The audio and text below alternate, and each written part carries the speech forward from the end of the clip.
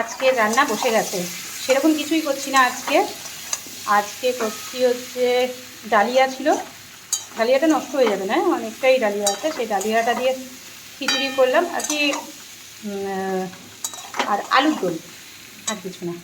এই যে দেখাচ্ছি, কষা কষা আলুর দম হচ্ছে, একদম কষা কষা, আর এদিকে ডালিয়া, ব্যাস। আবার কি, আজকে অনেক কাজ আছে তো, তার জন্য শর্টে ছেড়ে দিলাম একদম। রাতের কিছু করতে হবে দেখি, এখন তো এটা এবেলা হয়ে যাবে, সকালবেলা হয়ে যাবে।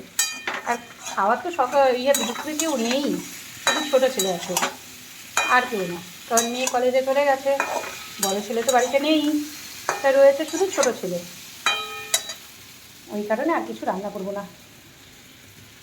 আর ওর খাওয়াতে এলার্জি, ছোটোটা কতবার ফোন করলাম যে সকালের খাবারটা খেয়ে যায়, সেটাতেও আসতো না।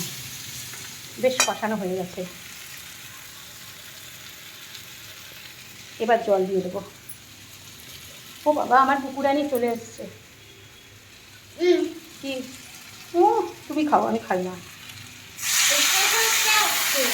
হ্যাঁ, ও খেতে খেতে এসছিস, আমি না আমাকে দিচ্ছিস তুই।